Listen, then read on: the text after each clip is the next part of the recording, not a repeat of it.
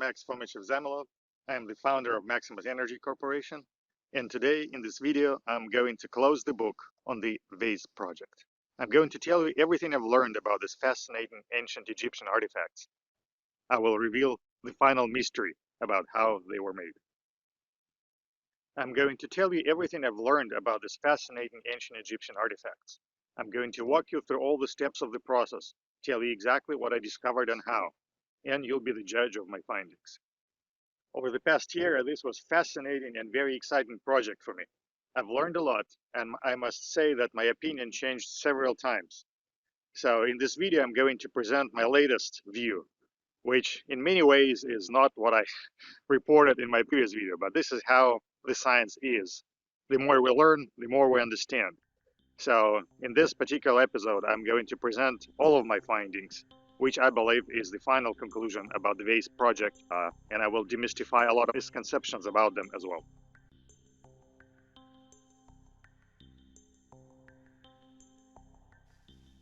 Good morning, friends and foes. I figured the best way to start the conversation is to mark the anniversary of the Vase project for me. I started it about a year ago, and I spent a good year of my time on it. And of course, my expectation was to find ancient high tech. And instead, what I found was ancient Puy tech. And if you don't speak Russian, I encourage you to Google the word Puy to know what it means. What made it really exciting for me, I really bought in and believed in the idea of ancient high technology. And I was really hoping to find some objects that maybe primordial reptilian beings handled with their little scaly hands as they manufactured them. And that was really exciting and mind-blowing for me. And that's why I decided to give this project everything I could. Bought a scanner, learned MATLAB, learned 3 years of math that I missed at university, and really dove into it. So stay with me for the next 15 minutes as I'm going to tell you what I found. Myth number one, the quantity of predynastic stone vases. There's been a lot of talk that hundreds of thousands of predynastic stone vessels were found. This is entirely incorrect. If we're focused on predynastic only stone vessels, there are about 2,000 known in existence, and all of them have been meticulously cataloged. I refer curious minds to the excellent catalog by Barbara Aston and another one by Mallory Greeno. So these catalogs document all known basalt predynastic vessels and all known general stone type predynastic vessels altogether. And as I said, there are about 600 basalt vessels and about 2,000 all other rock types, including basalt, that have been documented. Granted, there are some vases that are not documented. Those are found in private collections. But overall, we're talking about a couple thousand stone vessels that are genuinely attributed to the Predynastic period. As far as the later periods go, being Old Kingdom, Middle Kingdom, tons and tons, literally, of stone vessels were produced then. For example, Devon documents that about 90 tons of travertine or alabaster vases were found in the Step Pyramid, but those are dated to the Old Kingdom or Middle Kingdom. And of course, everybody knows, Khafre's diorite or gneiss, which is a popular rock in his reign, but that's again, later time, dynastic, with thousands of objects or maybe tens of thousands produced, but those are not of predynastic origin. Those are much later. So myth number one, there are about 2,000 dish of genuine predynastic stone objects that we know of in existence, and that is not that many. Myth number two, we cannot make these objects today. Well, here in front of you, you see some of the contemporary stone objects, and two here are made of granite. The rest are like onyx and marble and alabaster. And clearly we can make them today. So the question is, what is the quality of these objects? And it turns out that the quality of the modern, I would say contemporary even, granite objects like this is utterly mind-blowing at how precisely and how well they are made. And we're talking objects that are mass-produced at, in China, like everything these days is made in China. But these are mass produced, $40 or $50 a piece. Nothing special about them, but when you measure them on a 3D scanner and when you run analysis, it's just mind-blowing at how well finished they are, and how precisely polished, and how everything is round and concentric and aligned. And I can go on and on about how well these made. And these are, nothing special. And this little jewel box, where I keep all of my rings, is made of alabaster in Italy. Hardly an expensive item, but when you scan it and analyze it, is the quality of finish and the surface roundness concentricity is utterly mind-blowing. And people haven't even tried very hard to make this. So imagine when people actually do try, like Bison Hill Lab. I have looked at a couple of objects made by Bison Hill Stoneworks. One is obsidian shot glass, and the other is granite glass or granite cup. And those are like fantastic quality vessels. I would say, same or a little better quality than machine-made, Chinese products. But it just tells you what can be done when people are determined to produce something out of hard stone. It's not that difficult, really. It's all about grinding. It's all about turning. And, run-of-the-mill modern-day technology allows us to do, some incredibly precise, rotationally symmetric artifacts like a few that you see presented here.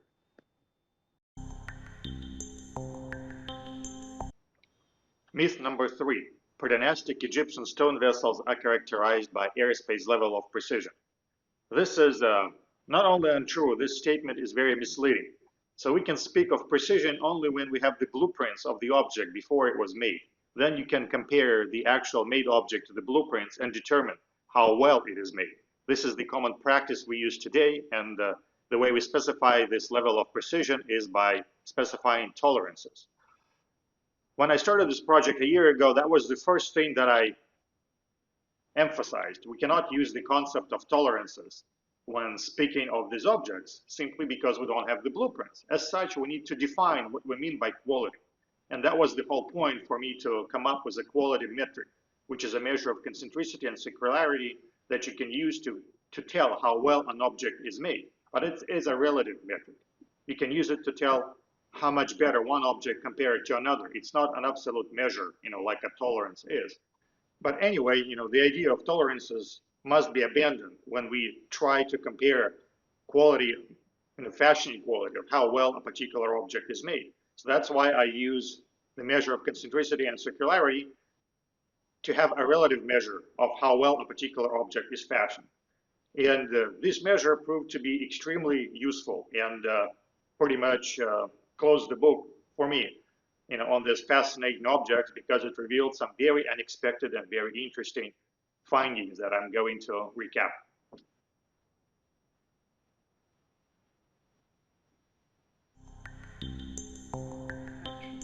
By now, you know that I took this project very, very seriously. I had to do a good job. So I started by buying a really expensive 3D scanner, state-of-the-art machine that you've already seen. And I even bought this electron microscope to study some of the samples. And of course, I went to UK, to London, to the Petrie Museum, where I personally scanned about 20 of these predynastic stone objects that I was very eager to determine how well they were made by running them through the code that I developed to ascertain the manufacturing quality of this fascinating artifact. So besides scanning 20 objects from the Petrie Museum, I scanned almost 100 objects that I bought, and some of them were modern vases that were made on a lathe from various types of stone, from granite to onyx to alabaster to marble to God knows what. And some vases were purposefully handmade by artisans in Egypt, showcasing the ancient stoneworking techniques. Some vases were made by other enthusiasts all over internet, because I'm not the only one interested in this project. And some vases were sent to me by other, private individuals, collectors, who purchased, these vases at various establishments online, like Jordan Morris and Rich Castagna sent me their collections. And of course, I worked with about 60 CT scans from Matt Bell's collection, which is, by far the largest private collection I have examined.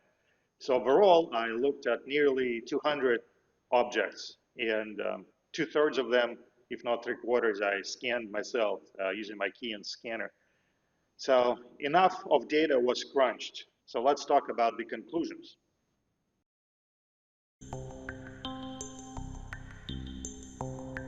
The main outcome of my research is this quality map that you're looking at.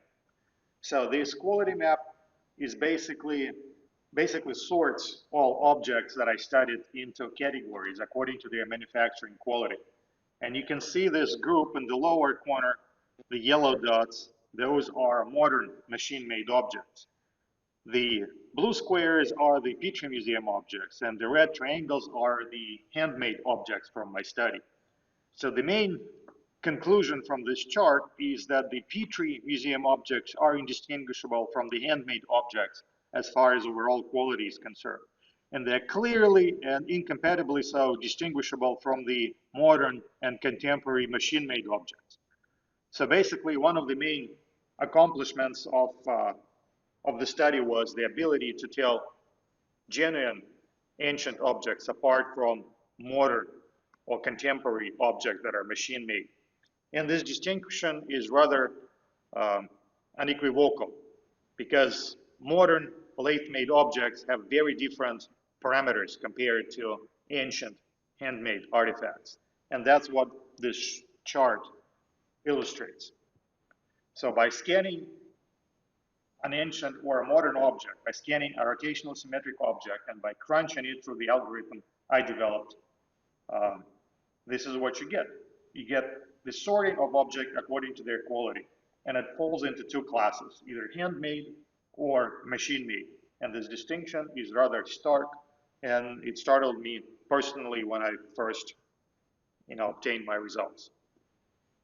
Can you show me two objects? So here I have two objects. One is Predynastic, and the other is contemporary handmade. You see they have similar form, similar shape, similar finish. And the software and the algorithm that I developed is able to tell them apart unquestionably. So I am able to classify the scan of this object as unquestionably Predynastic, and this one is unquestionably handmade in modern times. That's one of the outcomes of the mathematical decomposition of the 3D scans of this object. It's possible to tell how they were made, and based on how they were made, you can tell when they were made. And here's for comparison two hard stone objects. One is a genuine Predynastic stone object made out of basalt, and the other is contemporary object.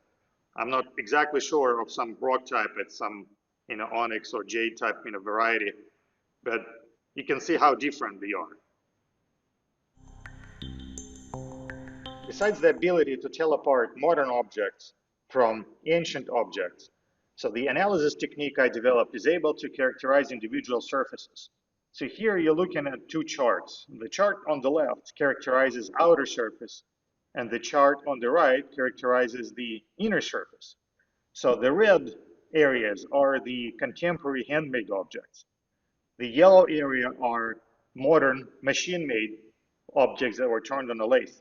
And blue area are the Petri Museum objects, or the Predynastic Egyptian objects. And you can see that the blue area groups very, very distinctively from the red and yellow area.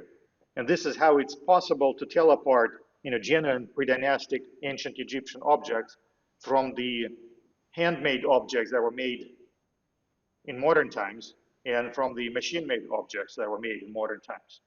So this chart is really the key outcome of the classification, which is based on the machine learning, where the concentricity and circularity of different object types is classified, and these classes and contours emerged.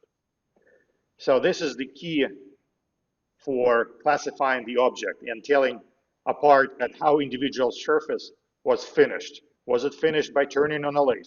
Or was it finished manually by rubbing and scraping? Or was it made some other way in Predynastic times?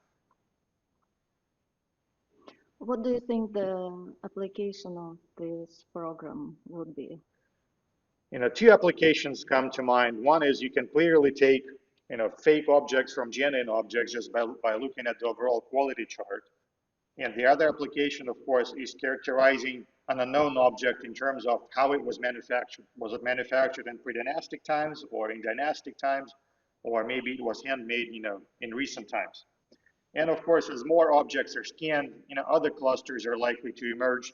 And my expectation is that the application of this technique to greater variety of objects will reveal other manufacturing classes, maybe dynastic, maybe Hellenistic, who knows? But the idea is that any time period and any set of tools leaves a distinct mark on the quality of the resulting object, and that's what this software is about. That's what the software is able to tell. It tells you the quality, and the quality has historical and cultural attributes to it.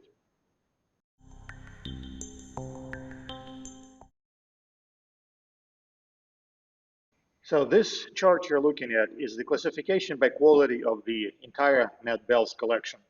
And you can see that the objects on this chart fall in two broad categories. One category is broadly consistent with modern machining. And this is the category at the lower left corner of this chart. And the other category is broadly consistent with the handmade quality or with the predynastic Egyptian quality. That's how I can tell, which objects in his collection are likely to be genuine and which objects in his collection are likely to be, modern imitations. I cannot really tell, when the modern imitations were made, were they made yesterday or 100 years ago. But what I can tell that the quality of these objects is very, very starkly different from, the quality of the rest objects in the collection. And we have not been able to find any objects in museums that share, the same quality characteristics with these outstanding, super precise objects. So therefore, the inescapable conclusion that these aren't likely to be genuine artifacts and they're likely to be of modern rather than of ancient Egyptian origin. But on the bright side, the vast majority of objects in his collection seem to be genuine, and vast majority of objects in his collections broadly align with the predynastic fashioning quality. So that's how I know that those objects are genuine and valuable and unique. Here is another example. It's another collection of Jordan Morris, a friend of mine from Australia. So he sent me his objects, I scanned them, and I produced the same quality chart I did for Matt Bell's collection. So in his collection, he's got two objects that are too good to classify as ancient, and those are marked as yellow squares on this chart. The rest of his objects are unquestionably genuine, and they align with predynastic fashioning quality. And the bar chart on the right tells me the confidence at how each object classifies as being handmade, as being machined, or as being of predynastic origin. But that's the main utility of this approach. I can tell which objects are likely to be genuine and which objects are likely to be replicas just based on their manufacturing quality, on the mathematical analysis of their manufacturing quality. Here's another example. You're looking at a puzzled object that I bought on eBay, which was listed as a predynastic Egyptian stone vessel. So of course, I was curious to purchase it and to see how my analysis would classify this unknown artifact. It's reasonably well made. It's actually fun to look at. But what does the software tell me about it? And here you're looking at the results of the analysis. So this is the quality chart for the outer surface of this vessel. So the outer surface is broadly characterized by predynastic quality. And that's how I know that this object is likely to be of predynastic origin. And the inner portion of this object, the opening, it's actually pretty interesting and pretty unique because it's characteristic of bow drilling applied to a very hard rock like basalt. So it's pretty perfect in terms of concentricity and circularity, even though the shape appears irregular, but it's only the appearance. The mathematical analysis tells me that the slices I get from scanning the inner surface are extremely circular and extremely concentric, and that's how I know it was bow drilled. So myth number 4, the predynastic Egyptian stone vessels were made using high technology. I would say this is entirely inaccurate, but what is high and what is low really depends on perspective. So if we are to say that the Predynastic Egyptian stone vessels were made using high technology, and we mean modern technology as a comparison, this statement is not true, because these objects were not made on equivalents of modern lathes or modern mills or modern, high-tech tools. But if you take other cultures for comparison, then you can say, yeah, sure, these objects were made using high stoneworking technology, compared to other cultures, but not compared to modern times. But for the sake of avoiding confusion, I'm not going to confound these matters, and I will mean by high-tech, comparison with modern technology. So unfortunately, much to my personal regret, I have concluded that the pre-dynastic, Egyptian stone vessels were made using low-tech by modern standards. But it doesn't mean that the artists and artisans and craftsmen who made these fascinating, wonderful, beautiful objects were poorly trained or stupid people. They did really amazing, wonderful job with what they had in hand. And I think I figured out how they made these vessels, and I think I figured out how they were able to achieve this interesting level of circularity and concentricity on the surfaces of these objects. And that's what I'm about to tell you. What you're looking at here is a carving of Hierapolis sawmill. Hierapolis is an ancient Greek city that existed in Asia Minor, several thousand years ago. And the Greeks have left us a depiction of a fully automated sawmill. Here is a reconstruction. So there was a water wheel that was turned by flowing water, pretty much like in bread mills during medieval times. And then the cogwheels were turning other cogwheels that were reciprocating saws. So if something like this existed in Hellenistic time, what are we to think of earlier times? Maybe going back to early dynastic or pre-dynastic Egypt. Maybe something else or something similar was employed to polish and grind these, beautiful stone vases. And this is what I really believe about how these were made. I believe that these interesting and wonderful stone vessels were ground using, grinding discs and grinding bits. Specifically, the quality charts that you have seen previously for the inner and for the outer surface are clearly telling me that the inner portion of these pre-dynastic vessels was milled using boring attachments. And you see them on this picture. They look like typical, boring bits, boring heads. And the boring action or the milling or the grinding action is accomplished by way of quartz slurry or sand slurry. And this is not a controversial topic at all. It's been, discussed in depth by Stokes in his book on recreating ancient stone working techniques. And many other researchers and enthusiasts tried stone boring and stone polishing using quartz sand slurry, which proves to be very, very effective. It's not the action of the borer that cuts through the rock. It's the action of the sand or slurry that cuts through the rock. And when you go to museums, you find this amazing variety of mace heads. But once you look at them from the standpoint of machining or subtractive machining for that matter, these mace heads quit being mace heads, and they become instead boring bits or grinding wheels or grinding tools that were rotated axially, and that's why they have a hole in the middle.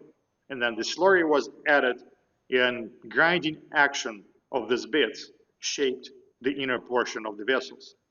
And you can get some pretty amazing quality of work this way, by the same way you get pretty amazingly rounded stone pebbles when you walk on the stone pebble beach, because the action of water and sand over time makes everything smooth, makes everything round. So this is exactly how these vessels were hollowed out on the inside by virtue of these grinding bits and boring bits that are extremely round from use. And they've been turned and turned in the presence of slurry. And that slurry chipped away and polished away from these vases on the inside. I think this is how it was done based on how circular the inner surfaces of these vases are. So the Predynastic Egyptian stone vessels are characterized by extreme circularity of their inner surfaces and very poor concentricity. And this is a clear indicator of a boring action with the help of a boring bar. Because the bar was turning, you get extremely circular slices. But because the bar is repositioned every time, your concentricity is poor because your axis changes every time you need to reposition the bar. And another interesting observation is none of the stone vessels that I looked at bore any traces of tubular drilling. Even those vessels that could have been easier drilled using a tubular drill because the inner surface was cylindrical were not tubular drilled. Instead, something like a grinding disc was used to hollow it out.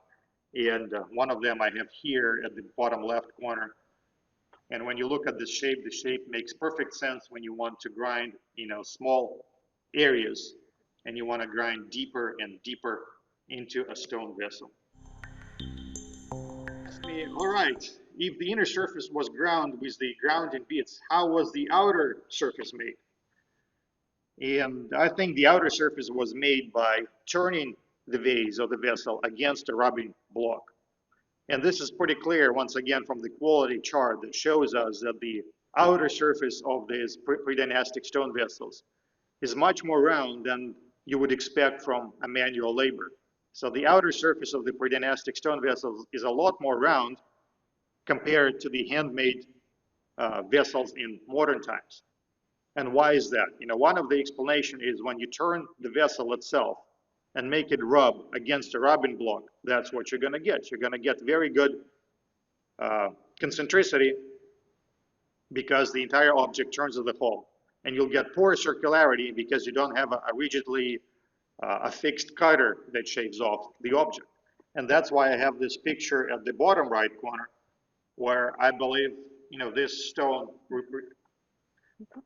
represents the rubbing block that was leaned against a stone vessel as the vessel was rotating. So I think it's the combination of the rubbing blocks with the sand slurry and the rotation of these vessels against the rubbing blocks that shaped the outer surface. It's entirely consistent with this process.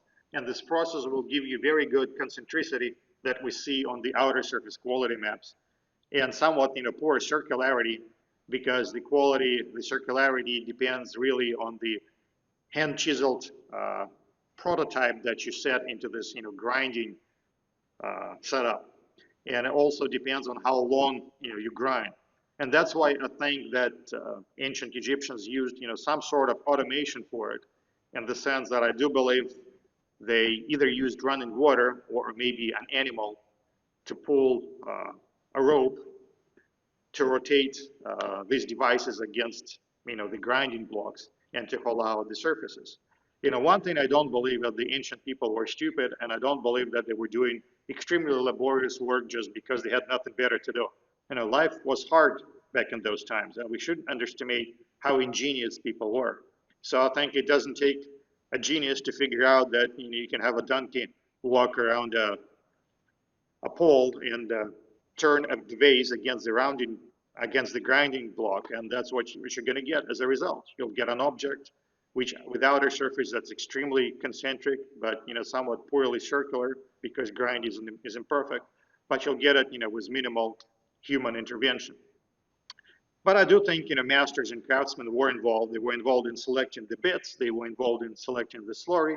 They were involved in starting and stopping the surface. Pretty much like craftsmen in modern workshops.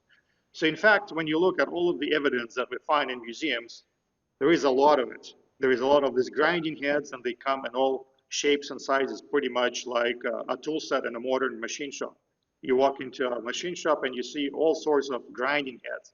big, small, curved, triangular, oval, you name it. And it's the same pattern we see in these museum collections. All of these objects are classified as mace heads or as shards, but in fact, I believe these were boring blocks and rubbing stones. So that's it.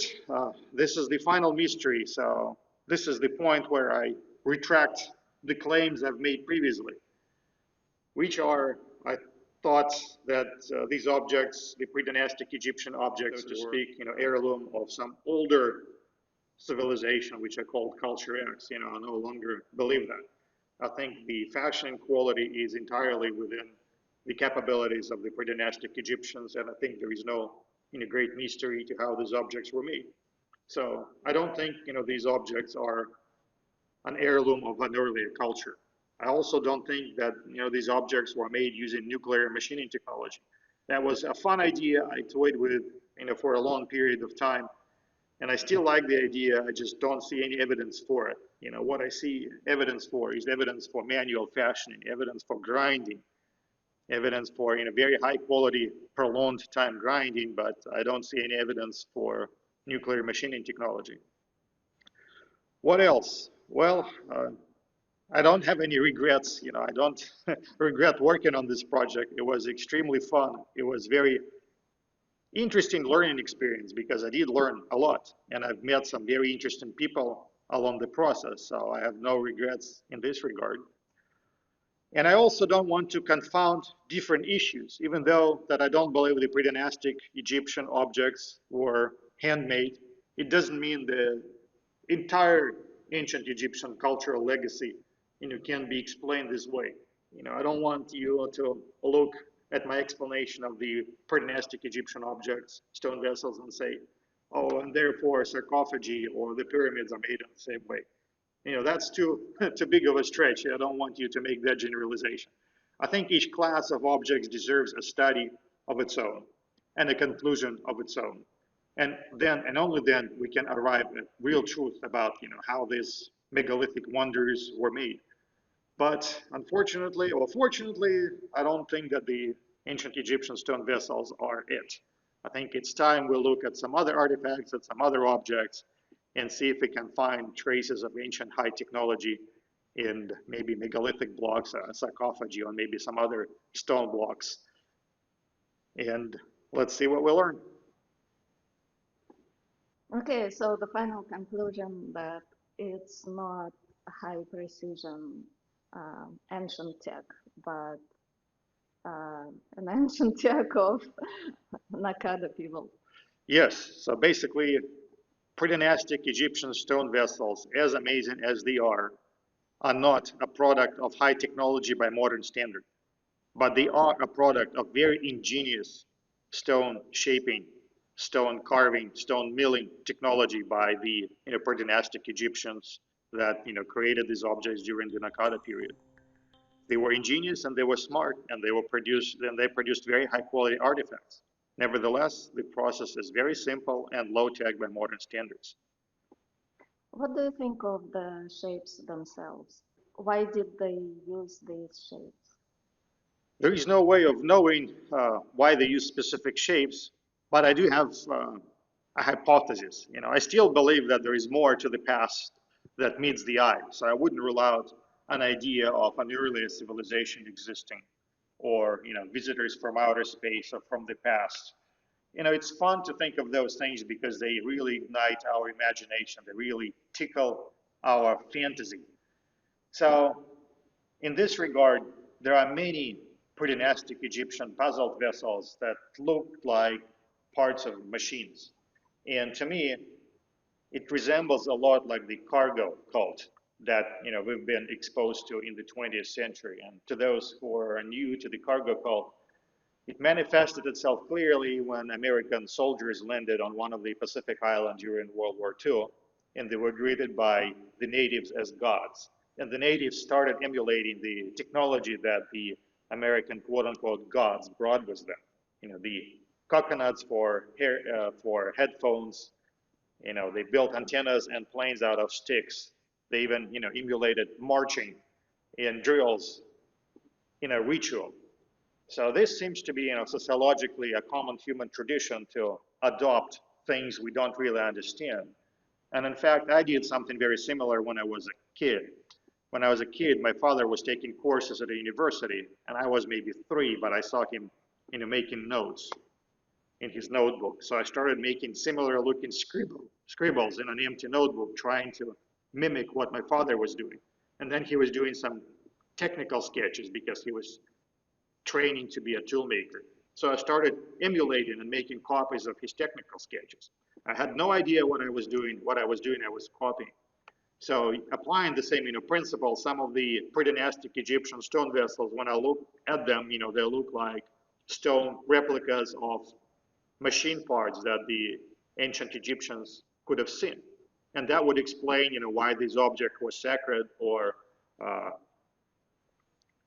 objects that belong to God for them, because they've seen, maybe other people, other civilizations, visitors, handling these objects, and they wanted to recreate them in stone. Because shapes, you're right, shapes don't make sense. They look more like machine parts. But some objects, clearly look like pots and jars. There's nothing special to them. But not objects are like that. Some look more like inserts or pivots or flanges. They clearly have this technological feel, especially when they're made in basalt because they look black, like many anodized machine parts are. So that makes it fascinating and interesting to me. I think we can maybe find traces of cargo cult and prove that in fact those objects are what you would get when a low developed civilization encounters visitors that are more highly developed, and some of the artifacts are emulated.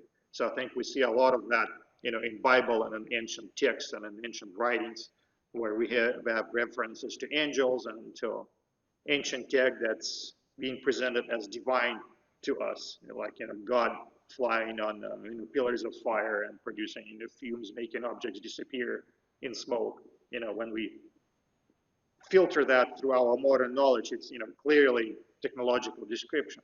But at this stage, we need to do a lot of work to really prove that this is more than a theory, this is more than a fantasy, and I think this can be done. So go on, get your hardware, get your equipment, get on going, start measuring, prove something. So what's next for me? I mean, this experience with Egypt, believe it or not, made me write a book. So for the past year, I've been working on a science fiction slash fantasy book about reptilian beings from outer space that ended up visiting this world and helping us jumpstart our civilization. So this book is called Order and Chaos, and I have a draft written, and there is a link in the description, but it's not yet complete. And it's an exploration of philosophical topics, of societal topics, as well as, of course, interstellar travel and how these beings, evolved on their homeworld, which is very different from ours. But this is, where my imagination got stimulated, because for this exposure to the ancient Egyptian artifacts, I really thought I might be exposed to the legacy of these, advanced beings that, visited us here in times immemorial. So that's what I've done, but on the grander scheme of things, I really need to get back to my fusion research because this is my core interest. And my interest in Egypt was also in part motivated by my desire to learn more about nuclear science, because if ancient civilization was developed, surely they mastered nuclear science to a great extent, and surely I could learn something from them. So I'm still exploring those opportunities, but I really need to get back to working on the thermonuclear fusion project that's been on hold for the past year. But now I have a partner who came in and joined the project, and we're really looking forward to breaking some new ground and making some discoveries on the nuclear fusion front in the next 12 months.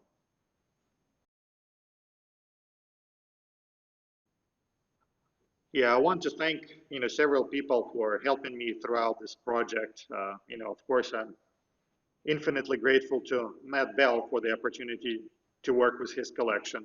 He is one of those more open-minded individuals, and his contribution to the field is big. He collected a lot of these objects. He made very high-quality CT scans. Um, so his collection is wonderful and fantastic, and I'm very happy for an opportunity to have met and worked with him. I also want to thank Stine Gerdes, who worked on these objects way before I was. So she's very talented and knowledgeable individual, and I take her research very seriously. So I'm very happy that I was able to meet her and converse with her online. I also wanted to thank Jordan Moras for sending me his objects. And of course, Knight Scarab for his wonderful videos. And special thanks to the Petrie Museum staff in general and Lisa Rentisi in particular. Petrie Museum is a small museum at the University College of London, but it's a wonderful collection. I encourage you to go visit. If you need, book a research appointment, it's a very valuable resource with lots of artifacts, easily accessible for the public, unlike some other museums that aren't so interested in citizen scientists' participation. But Petrie Museum is different. So very thankful for the opportunity to work there, and I encourage you to book your own trip to that establishment. And of course, my most heartfelt, the warmest thanks is to my beloved wife, Veronica. And she helped me a lot in my research. So she did a lot of background research on various artifacts and objects and historical records and whatnot. So thank you, Veronica. Please visit her website, veronicasart.com. She makes awesome art, inspiring art, and I'm very grateful that she chose me for her life partner. In conclusion, I'm going to play you a short piece, my favorite piece from Scott Joplin's Entertainer.